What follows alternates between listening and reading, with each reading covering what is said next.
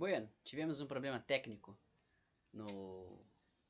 ao final do vídeo anterior. Vamos seguir daqui de onde paramos.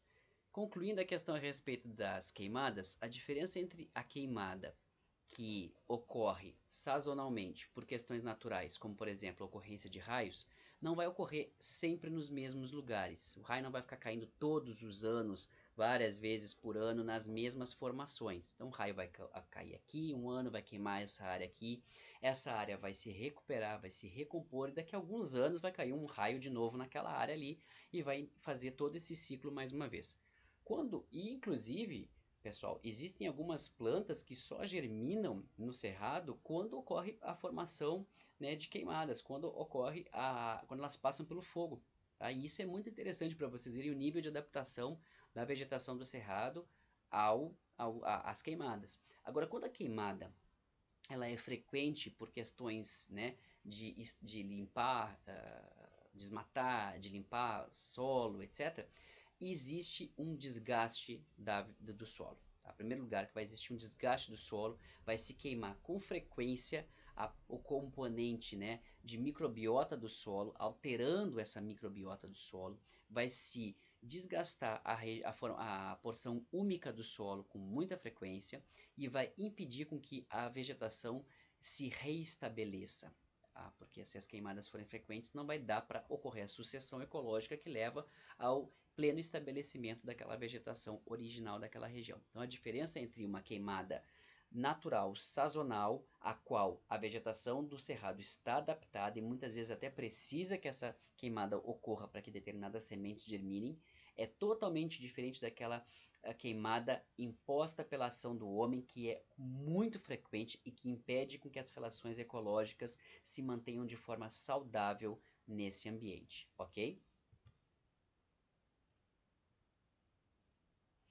O cerrado, ele é então um tipo de savana, tá? Muito característica, e nós, né, que é aquela formação que predomina os campos onde nós vamos ter árvores mais esparsas. Mas o cerrado vai apresentar fitofisionomias diferentes, tá? Dependendo do quanto que essas árvores estão mais presentes ou menos presentes dentro desses campos. Basicamente é um campo com árvores mais ou menos presentes, tá? O primeiro tipo que nós vamos ter é o chamado cerrado florestado. Aqui nessa primeira imagem nós encontramos o que nós chamamos de cerrado florestado. Às vezes, se você tiver a oportunidade de estar andando em algum estado onde ocorra o cerrado, Minas Gerais, Goiás, Mato Grosso, e aí vocês vão encontrar essa forma, vocês vão ir imaginando que vocês vão encontrar uma savana e de repente vocês estão no meio de uma mata, tá? Isso acontece porque existe esse chamado cerradão ou cerrado florestado, onde vai ocorrer uma área em que vocês vão ter uma presença maior de árvores e de arbustos, formando uma mata um pouquinho mais fechada nessas regiões, tá? Então isso é comum de acontecer dentro de determinadas áreas do cerrado. Do mesmo jeito que as chamadas matas de galeria. Então vocês vão ter lá um campo quase sem árvores muitas vezes, e junto aos rios vocês vão ter uma mata mais fechada nas margens dos rios. Por quê? Ali vocês têm uma condição de água, né, presença de água no solo muito mais frequente ao longo do ano, que possibilita o estabelecimento de uma mata um pouco mais vigorosa, né, que são as chamadas matas ciliares ou matas de galeria. Os campos sujos vão ser como essa imagem mostra aqui, ó, um grande campo onde vocês têm eventualmente arbustos acontecendo espaçadamente, né, e com bastante frequência. E os chamados campos limpos é como essa última imagem aqui, onde vocês vão ter basicamente vegetação de herbácea, né, de gramíneas, e eventualmente algumas árvores que ocorrem de forma muito espaçada. Então, novamente aqui, ó, só para mostrar para vocês as matas ciliares, que são essas matas fechadas que ocorrem sempre junto a corpos d'água, né, principalmente rios. A gente vai ter as formações florestais, tá? Onde nós vamos ter as matas que são tanto de regiões onde ocorre formação de corpos d'água, quanto de regiões secas, né? Que aí é o cerradão ou o cerrado florestado. Aqui nós temos já um cerrado um pouco mais espaçado, onde nós vamos ter as árvores com um menor porte do que acontece nas regiões de mata, onde nós temos maior presença de água. Depois nós vamos ter um cerrado mais denso, onde nós vamos ter menos árvores acontecendo, tá? E arbustos, e eles vão estar em menor quantidade, até que nós chegamos naquilo que a gente conhece como o cerrado típico, a savana, tá? Onde ocorrem arbustos espaçados dentro de um gradiente de herbáceas. O cerrado ralo, onde nós vamos ter muito pouco arbusto acontecendo e muito espaçadamente. O parque cerrado, onde nós vamos ter campo e arbustos acontecendo espaçadamente, mas sempre da mesma espécie, tá? Esse é o chamado parque cerrado, porque aí nós não vamos ter diversidade de espécies acontecendo. Vai ser uma formação onde nós vamos ter muita repetição da mesma espécie formando o componente arbustivo daquele cerrado, tá? Algumas formações de cerrado específicas onde ocorrem palmeiras, tá? Que aí não vão ser arbustos, mas vão ser sim, né, tipos diferentes de palmeirais. E aí nós vamos ter os chamados tipos de campo, né, as formações campestres, campos sujos, campos limpos e campos rupestres, tá? O cerrado, por ter diferentes fitofisionomias, apresenta enorme biodiversidade. É considerado um dos hotspots mundiais. Hotspots são aquelas regiões mega biodiversas que ocorrem no planeta. A Amazônia é um hotspot, as florestas tropicais da Ásia são hotspots e a nossa savana, né? O Cerrado é um hotspot também. O Cerrado é considerado a savana mais biodiversificada do planeta, tá? Onde ocorre o maior número de espécies. Em geral, as savanas não são tão biodiversas quanto ocorre aqui no nosso Cerrado, tá? Cerca de mais de 11 mil espécies de plantas já foram catalogadas no Cerrado, tá? Entretanto, estima-se que o Cerrado, por se situar em uma região de intensa exploração, né, da agropecuária e também regiões onde ocorrem importantes cidades, né, áreas urbanas do nosso país, estima-se que cerca de 51% da área original do Cerrado está alterada, tá? E isso é muito comum da gente encontrar quando a gente viaja para Minas Gerais, onde a gente encontra muito poucas regiões de formações vegetais naturais, onde se encontra muita área de produção agrária. Em Goiás também a mesma coisa se encontra. A gente vai visitar Goiás e encontra campos e mais campos e mais campos de monoculturas e muito poucas áreas ainda com cerrado junto das estradas por onde a gente passa, tá? E, ao passo que mais da metade do bioma já foi alterado, a gente encontra que apenas 8,21% da sua área se encontra sob proteção. E desses 8,21, apenas 2,85 sob proteção integral, o que é bastante preocupante. A Mata Atlântica. Aqui, como a gente pode observar, a ocorrência em todo o litoral brasileiro, praticamente, né, aqui da região nordeste até o sul, nós encontramos Mata Atlântica, originalmente, né? E observe que ele não é um bioma exclusivamente brasileiro, porque ele passa os nossos limites aqui, né? O que seria basicamente o Paraná e Santa Catarina seriam regiões de bioma Mata Atlântica inteiros, tá? Rio de Janeiro, Espírito Santo, tá? Seriam basicamente bioma da Mata Atlântica, tá? Então é um bioma que se encontra aqui no nosso país, é um bioma mega diverso e infelizmente um dos biomas mais alterados, como a gente vai ver.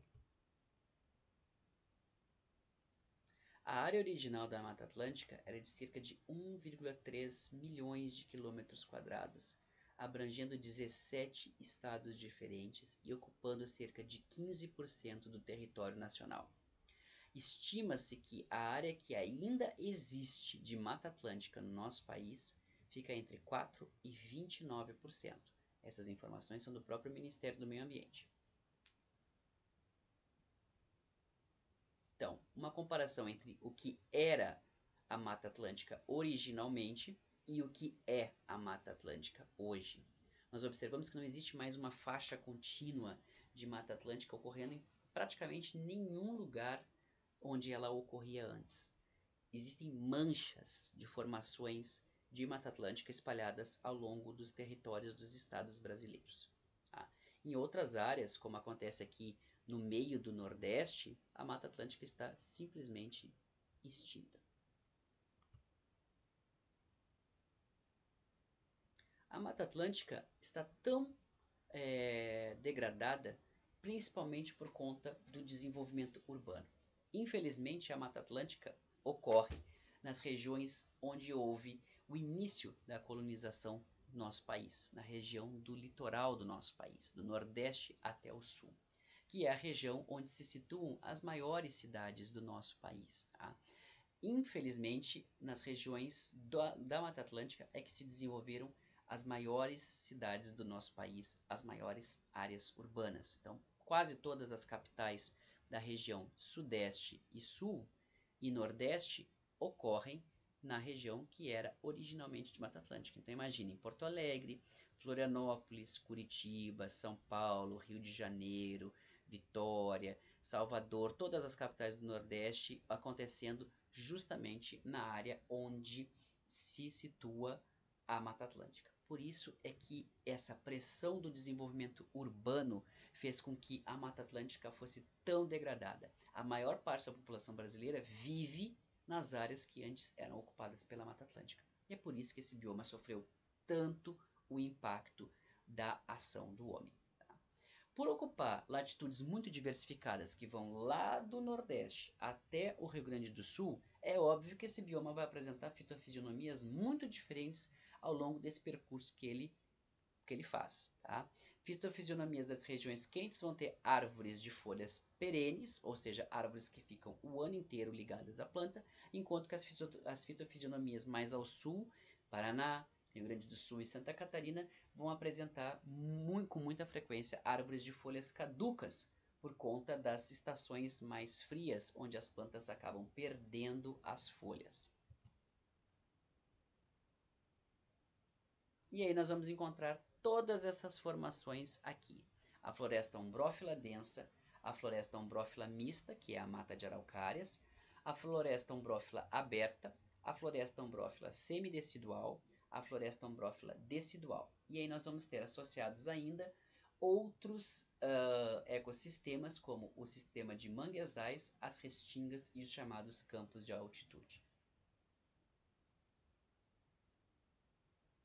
A Mata Atlântica, como eu já comentei com vocês, é um hotspot mundial, é uma das áreas megadiversas do planeta. Cerca de 20 mil espécies vegetais já foram catalogadas. Se a gente levar em consideração que a Europa inteira possui cerca de 12 mil espécies de plantas, nós vamos entender o quão megadiversa é a Mata Atlântica. Tá? Grande diversidade de espécies epífitas, da família Orquidaceae e Bromeliaceae. Espécies epífitas são aquelas espécies que crescem em cima de outras plantas e de outros suportes, né? Como é o caso dessas bromélias aqui, crescendo em cima do galho de uma árvore, e essas outras bromélias aqui atrás, a barba de velho, né? Que também é uma bromélia. Essas espécies elas não são parasitas, elas não se aproveitam da espécie sobre a qual elas crescem, elas usam simplesmente como suporte. Tá? Então, na Mata Atlântica, isso aqui é muito comum. Nós temos uma quantidade imensa desse tipo de formação na Mata Atlântica, e por isso nós temos tanta diversidade de bromélias e orquídeas nesse tipo de vegetação, e muitas delas são de ocorrência endêmica, ou seja, ocorrem apenas em pequenas porções da Mata Atlântica, né, dentro de cada estado, e a maior parte está ameaçada de extinção. Do que sobra, né, a gente tem apenas 8,5% sob proteção, tá? Em cerca de 1.191 áreas de conservação, tá? Na Mata Atlântica. Então, embora nós tenhamos uma devastação muito grande, a Mata Atlântica, em proporção ao que temos, ainda que sobra, é um dos biomas que está mais conservado, mais sob proteção no atual momento. E isso se dá porque é absolutamente urgente que se faça a preservação da Mata Atlântica, porque é um bioma que está muito degradado. O Pantanal.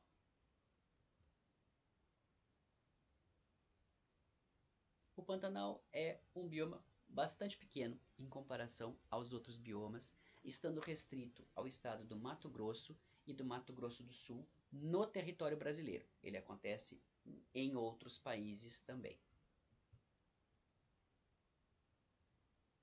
Ele compreende 156 mil quilômetros quadrados, cerca de 1,76% do nosso território, é o menor bioma de todos, e ele é uma região que sofre influência dos biomas próximos. Tá?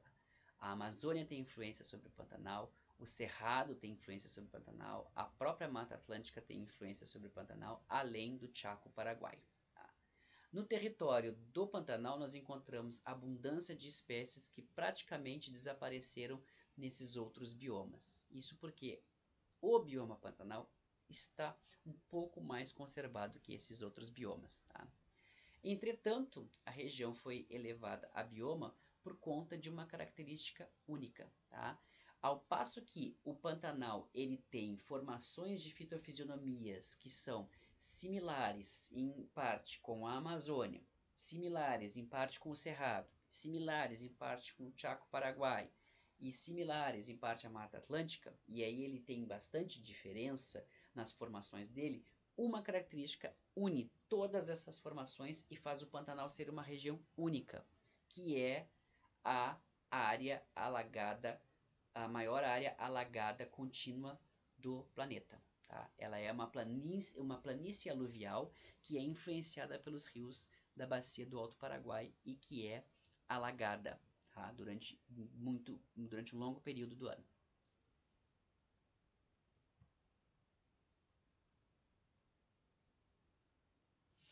Como se espera, nós temos no Pantanal regiões que estão alagadas e regiões que são inundáveis, né? Então, regiões que estão permanentemente alagadas e regiões que sofrem a sazonalidade das cheias dos rios da região, tá? Então, as áreas alagadas e as áreas inundáveis, elas vão ter diferença entre si nas fitofisionomias, né? Nas formações das plantas que habitam esses dois lugares. As plantas que vivem em regiões permanentemente alagadas vão necessitar de dispositivos diferenciados para sobreviverem naquela condição em relação às plantas que vivem em regiões que sofrem alagamentos sazonais em menor e maior intensidade. E nós vamos ter também as outras regiões que são os capões, que são regiões onde nós vamos ter arbustos e árvores e que vão ficar em regiões um pouco mais altas, onde não ocorre o alagamento. Então consegue se estabelecer árvores e plantas de maior porte. O Pantanal é uma região de grande diversidade, onde nós vamos ter cerca de 2.000 espécies de plantas catalogadas em uma área muito pequena, uma área muito menor do que outros biomas. Pensem bem, né? Biomas como a Amazônia, que ocupam 59% da área do nosso país, enquanto o Pantanal ocupa menos de 2%. E nós temos cerca de 2.000 espécies de plantas catalogadas. E ainda numa região que sofre alagamento, onde a diversidade costuma não ser tão grande, porque as plantas precisam estar adaptadas a esse tipo de condição. Então vejam como o Pantanal é uma região muito diversa, apesar de tudo. Existe uma surpreendente diversidade de anfíbios, répteis e aves na região também. Mas é um bioma que, apesar de sua degradação estar reduzida em relação aos outros biomas que nós observamos, é um bioma que vem sofrendo pressão ambiental nos últimos anos. E aí nós estamos observando o quê? Queimadas no Pantanal, como nunca se observou antes na história do país. Tá? Então, o Pantanal está sofrendo muito com as queimadas atualmente. E isso é preocupante, porque dados oficiais mostram que cerca de 83% desse bioma se mantém conservado, justamente porque era um bioma que até algumas décadas atrás sofria muito pouca pressão ambiental. Por serem terras alagadas, difíceis para a agricultura, para a pecuária, era um bioma que acabava ficando intocado por conta disso. Mas o avanço do interesse de utilizar terras para agropecuária tem tornado até mesmo esse ambiente onde existe essa dificuldade dessas cheias, dessas planícies alagadas, como um local de interesse econômico. E por isso o Pantanal tem sofrido essa pressão ambiental muito grande nos últimos anos. Tá? E isso é perigoso porque, como é uma área que estava muito bem conservada, cerca de apenas 4,6% do bioma está sob algum tipo de proteção.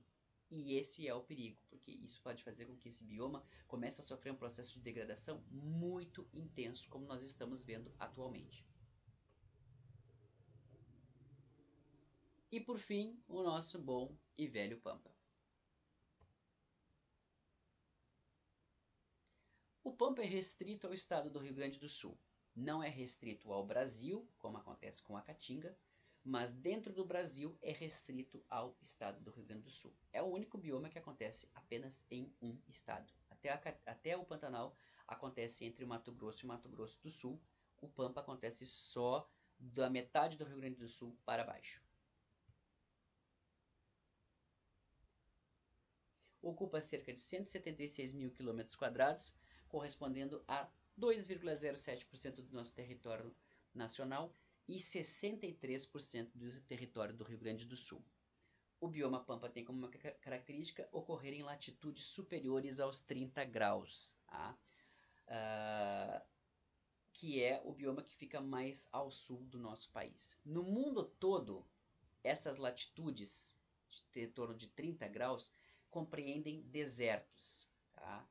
E isso é muito importante da gente entender da importância da Amazônia nesse caso. Porque nessa região, em torno da latitude de 30, um pouco mais para cima, nós vamos observar que no planeta todo ocorrem desertos. Então, na Austrália, nessa altura, deserto. Na África do Sul, nessa altura, deserto.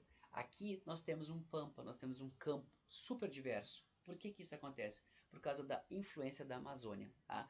Grandes áreas de umidade são formadas na Amazônia, grandes nuvens de umidade são formadas na Amazônia e seriam varridas essas nuvens de umidade para outras regiões e nós nunca estaríamos suscetíveis a essa umidade que vem da Amazônia se não fosse a presença dos Andes, que bloqueia a passagem desses enormes, chamados rios voadores, né, que fazem com que esses rios que são varridos da Amazônia e iriam se perder para outras regiões, sejam bloqueados nos Andes e acabem descendo para a região sudeste e sul e provocando chuvas aqui na nossa região. A nossa região, se não fosse a Amazônia e não fosse os Andes, seria um grande deserto, porque nós teríamos muito pouca chuva aqui nessa região. Essa chuva só acontece toda porque nós temos a Amazônia ali para fazer essa bênção que acontece aqui com a gente e manter essa diversidade que nós temos aqui na nossa região. Então, quando eu falo para vocês que a Amazônia não é o pulmão do mundo, mas é um regulador climático extremamente importante, lembrem-se que se não fosse a Amazônia, nós não estávamos aqui conhecendo o Pampa. Nós poderíamos até viver nessa região, mas nós viveríamos numa região que seria como se fosse uma caatinga, tá? As formações de relevo vão de serra a planície e passam por regiões de coxilha e outras pequenas elevações, tá? O bioma vai apresentar um conjunto de ecossistemas que são muito antigos, tá? A região do Pampa tem ecossistemas que são antiquíssimos. Os campos que existem no bioma Pampa são muito antigos, tá? De formação muito antiga, tá? E vão apresentar, portanto, uma flora e uma fauna bastante próprios, tá? Muito diversificada, muito pouco descrita pela ciência, ainda se conhece pouco da biodiversidade do Pampa. Até algumas décadas atrás, ninguém dava a menor bola para o Pampa, porque dizia, é campo, campo não tem diversidade nenhuma, a gente não tem interesse nisso aqui, é tudo pasto para vaca, para bicho, não tem a menor importância, não tem diversidade, não é tudo é mais do mesmo. E aí quando começaram os estudos, principalmente promovidos, né, pelas universidades, pela Embrapa, para se conhecer a diversidade dos campos do Pampa, se observou que existe uma diversidade gigantesca dentro desses campos, que apesar de se olhar e pensar que isso aqui é tudo mais do mesmo, na verdade ocorre uma elevada biodiversidade no Pampa e um alto grau de endemismo também, tá? A fitofisionomia predominante são os campos, tá? Chamados campos sulinos, mas vão ocorrer matas de galeria, que são aquelas matas que ficam junto aos rios e outros corpos d'água, matas de encosta e também vão ocorrer algumas formações arbustivas, ocorrem butiazais e ocorrem também áreas alagadas, que são os banhados. Para vocês verem a questão da biodiversidade, cerca de 3.000 espécies vegetais já foram descritas. Mais do que foi descrito de espécies vegetais no Pantanal, por exemplo, que é considerada uma área mega diversa. Tá? Cerca de 450 espécies apenas de gramíneas. Então é muita coisa mesmo. É um campo que, apesar de ter uma fisionomia muito similar, é muito diversificado. Tá? Ocorrência muito grande de asteráceas e leguminosas. As teráceas dominam os nossos campos, tanto é que se diz que a primavera no Rio Grande do Sul é amarela por causa da grande quantidade de asteráceas que tem essa cor e que florescem no início da primavera e dão aquele tom amarelado para os nossos campos. Tá? Nos afloramentos rochosos, que são comuns dentro desses campos, ocorre uma diversidade muito grande de cactáceas, muitas das espécies de cactáceas inclusive endêmicas.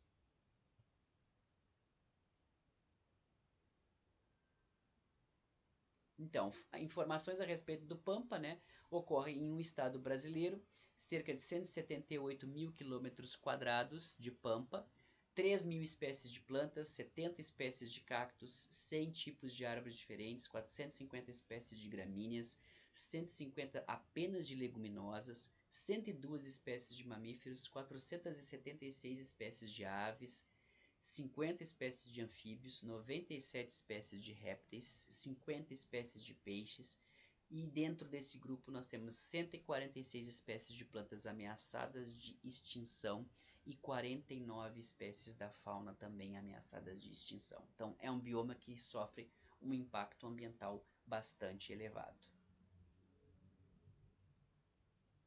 As fitofisionomias predominantes são os campos limpos, onde nós temos apenas gramíneas de pequeno porte, e os campos sujos, onde nós temos as gramíneas de pequeno porte e gramíneas de grande porte no meio. Tá? Isso é comum de acontecer em formações em declínio, onde ocorre perturbação ambiental, e aí os campos deixam de ser campos limpos e passam a ser campos sujos. Ou existe a ocorrência dos campos sujos naturais, mas existe também a degradação ambiental que promove a formação de campos sujos a partir de campos limpos. Tá? Ocorre a formação de capoeiras e de matas de galeria. Nós temos aqui em cima a representação dos butiazais e nós temos uma formação vegetal muito diferente, muito interessante, que é a Savana Park, que é aquilo que eu tinha comentado com vocês, que é aquele campo onde ocorre uma série de arbustos espaçados, só que são arbustos todos praticamente da mesma espécie, que é o chamado Parque do Espinilho, aqui no nosso estado, onde nós vamos ter o que? Um campo limpo, onde ocorre a formação de arbustos, de grande porte, de uma espécie que é chamada de espinilho, e nós vamos ter a ocorrência dessas espécies ocorrendo em uma grande extensão, onde vão ter o campo limpo embaixo e essas espécies espaçadas umas das outras aqui, formando como se fosse um verdadeiro parque, parece que aquilo foi plantado. Tá? Então é por isso que se chama Savana Park. Agora, um dos grandes problemas do bioma Pampa é por conta do uso intenso do solo. Nós estamos observando em regiões que vocês já devem ter visto isso, com certeza, o processo de arenização ou desertificação que nosso bioma vem sofrendo nos últimos tempos.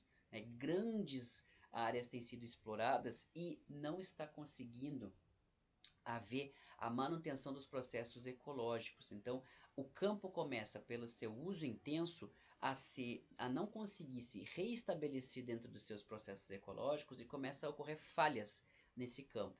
Essas gramíneas que formam esse campo é que seguram esse solo, que é um solo muito propício para ocorrer a erosão, e esse solo começa a sofrer manchas, onde não ocorre a formação do campo, e aí essas manchas vão se tornando cada vez maiores e o processo de desgaste desse solo e erosão começa a ocorrer, e aí começa a se estabelecer esse processo de arenização. O campo começa a ser substituído por esse solo nu, que vai expondo essa areia, e aí nós vamos tendo esse processo da desertificação que vai acontecendo nos nossos campos. Existem regiões do estado que têm enormes áreas já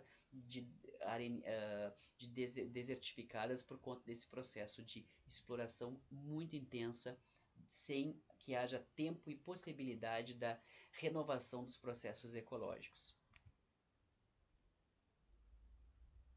O bioma Pampa é o segundo bioma mais degradado do nosso país, perdendo apenas para a Mata Atlântica. Cerca de 54% da área do bioma Pampa já foi substituída por monocultura, principalmente plantações de soja, plantações de trigo, plantações de arroz, que ocorrem no nosso estado. Então é um bioma muito degradado.